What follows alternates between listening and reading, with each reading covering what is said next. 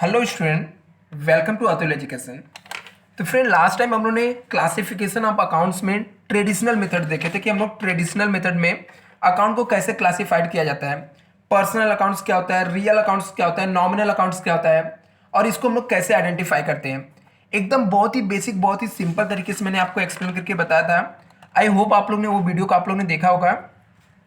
अभी हम लोग वापस से क्लासिफिकेशन ऑफ अकाउंट्स देखेंगे, लेकिन इस मेथड्स को हम लोग मॉडर्न अप्रोच बोलते हैं। मतलब वो ट्रेडिशनल अप्रोच था और ये मॉडर्न अप्रोच आजकल के समय में अकाउंट को कैसे क्लासिफाइड किया जाता है।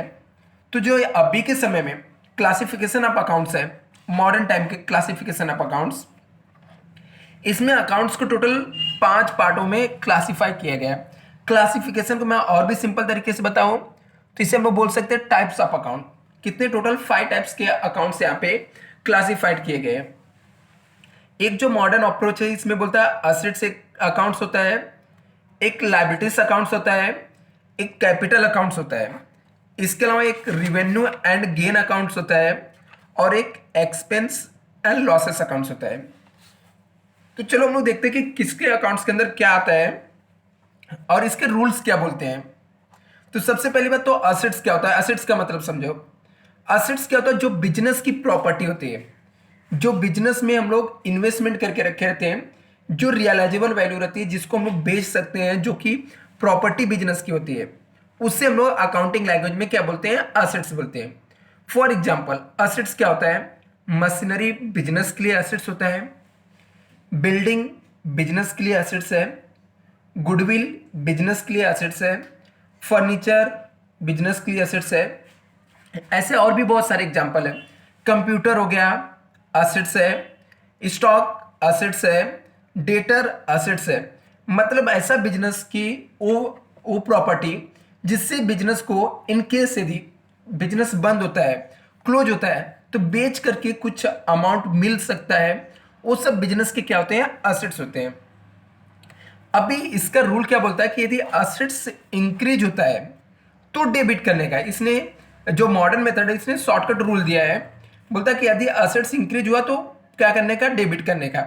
मतलब यदि मान लो फर्नीचर की वैल्यू ऐसे कम होती है, बिल्डिंग के लिए लेते हैं, बिल्डिंग 10,000 की है, अभी इसकी बिल्डिंग बढ़ के 15,000 हो गया, तो इसका मतलब बिल्डिंग अकाउंट्स को आपको क्या कर देना है? 5,000 से डेबिट कर देना है। ऐसे एसेट्स यदि डिक्रीज हो रहा है तो एसेट्स को क्रेडिट कर देने का। फॉर एग्जांपल, मशीनरी की वैल्यू 10,000 था, इसका 1,000 से डेप्रिसिएशन हो गया, देन मशीन अकाउंट्स को क्रेडिट कर देने का, 1,000 उसमें से लेस कर देने का, इंक्रीज होगा तो ऐड कर देने का। एक कौन बोलता है? Modern methods.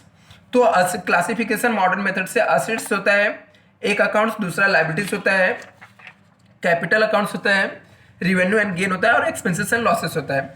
तो असेट्स में बिजनेस की प्रॉपर्टी आ गई।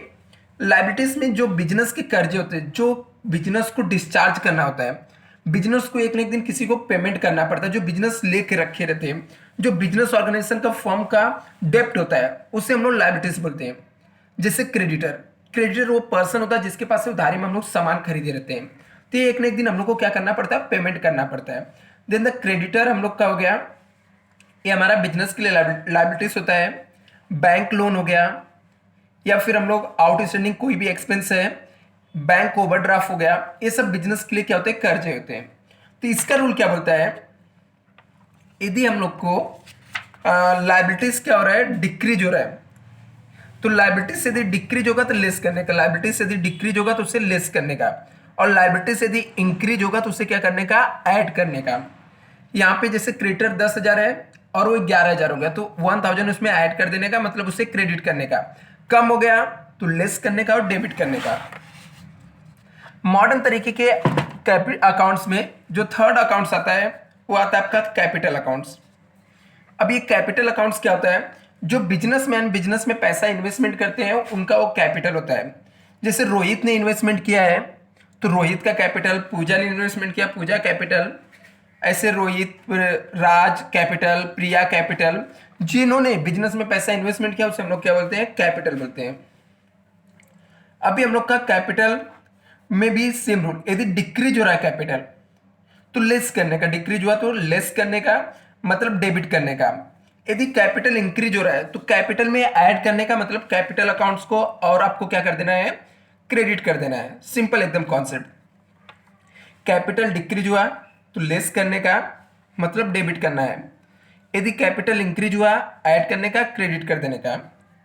अभी मॉडर्न अप्रोच क्या बोलता है, नेक्स्ट जो टाइप्स ऑफ अकाउंट्स है मॉडर्न अप्रोच का, उसे हम लोग रिवेन्यू एंड गेन अकाउंट्स बोलते हैं। मतलब एक तरीके से बिजनेस के लिए जो इनकम होता है या जो प्रॉफिट होता है वो आता है। इसके अंदर क्या आता है, जैसे इंटरेस्ट रिसीव किया, ये इनकम हो गया। कमीशन रिसीव, इनकम हो गया। डिस्काउंट रिसीव क्या हो जाएगा, इनकम हो जाएगा। तो ये कॉन्सेप्ट क्या बोलता है कि यदि डिक्रीज हुआ, यदि इनकम आपका डिक्रीज हुआ तो उसे डेबिट करने का, इनकम यदि इंक्रीज हुआ तो उसे क्या करने का, क्रेडिट करने का। सिंपल सा कॉन्सेप्ट है। तो जो भी आपके रिवेन्यू होते हैं, जो गेन होते हैं, वो सब क्या होते हैं, आपके रिवेन्यू गेन अकाउंट्स के अंदर आ जाते हैं मॉडर्न तरीके से क्लासिफिकेशन में। और इसका रूल क्या बोलता है, डिक्रीज हुआ तो यदि इनकम आपका डिक्रीज हो रहा है तो डेबिट करने का, इंक्रीज हो रहा है तो उसे क्या करने का, क्रेडिट करने का। मॉडर्न मेथड्स जो है क्लासिफिकेशन का, इसके अंदर जो मेथड्स आता है वो आता है एक्सपेंसेस एंड लॉसेस अकाउंट्स। अभी एक्सपेंसेस एंड लॉसेस अकाउंट्स में क्या होता है, बिजनेस के जो भी एक्सपेंडिचर रहेंगे, जो भी लॉस रहेंगे, सब इसके अंदर आ जाता है। जैसे हम लोग का वेजेस हो गया, ऑडिट फीस हो गया, प्रिंटिंग एंड स्टेशनरी हो गया, सैलरी हो गया, ये सब के सब आपके क्या हो जाएंगे, एक्सपेंसेस एंड लॉसेस है बिजनेस के लिए। तो इसके लिए रूल क्या बोलता है, यदि एक्सपेंस इंक्रीज हुआ तो उसमें ऐड करने का मीन्स डेबिट करने का। यदि एक्सपेंस आपका डिक्रीज हुआ, कम हुआ, तो लेस करने का, क्रेडिट करने का। तो इस तरीके से जो मॉडर्न तरीका है क्लासिफिकेशन ऑफ अकाउंट्स, तो मॉडर्न तरीके से क्लासिफिकेशन ऑफ अकाउंट्स के टोटल 5 टाइप्स होते हैं। पहला हम लोग का होता है, फर्स्ट जो होता है असेट्स अकाउंट्स होता है, सेकंड लायबिलिटीज होता है, थर्ड कैपिटल होता है, फोर्थ जो होता है रिवेन्यू एंड गेन होता है, और फिफ्थ जो होता है एक्सपेंसेस एंड लॉसेस होता है। तो एक बार शॉर्टकट में फटाफट मैं आपको रिवीजन कर देता हूँ। तो असेट्स क्या होता है, बिजनेस की प्रॉपर्टी होती है, बिल्डिंग मशीन फर्नीचर ये सब हो गया। इंक्रीज होगा तो ऐड करेंगे, डेबिट करेंगे, डिक्रीज होगा तो लेस करेंगे। ऐसे लायबिलिटीज का सेम अमाउंट है, ठीक है। लायबिलिटीज का क्या बोलता है कि इंक्रीज होगा तो उसे हम लोग क्या करेंगे, लेस करेंगे। डिक्रीज होगा तो उसे हम लोग क्या कर देंगे, ऐड कर देंगे। लायबिलिटीज जो होता है बिजनेस का कर्जे होते हैं, ठीक है। तो इसको यदि डिक्रीज करना है तो लेस करना पड़ता है, इंक्रीज करना है तो ऐड करना पड़ता है, मतलब क्रेडिट करना पड़ता है। कैपिटल में भी सेम रूल है, डिक्रीज हुआ तो डेबिट करने का, इंक्रीज हुआ तो क्रेडिट करने का। रिवेन्यू एंड गेन में क्या होता है, डिक्रीज हुआ तो लेस करने का, इंक्रीज हुआ तो ऐड करने का, डिक्रीज हुआ तो डेबिट करने का, इंक्रीज हुआ तो क्रेडिट करने का। ऐसे एक्सपेंस में क्या होता है, इंक्रीज हुआ तो ऐड करने का डेबिट में, डिक्रीज हुआ तो लेस करने का क्रेडिट में। तो ये मॉडर्न तरीका था जिससे हम लोग को अकाउंट को क्लासिफाइड करते हैं। इसके पहले जो हमने देखा था वो ट्रेडिशनल मेथड था classification of accounts. Thank you so much friend.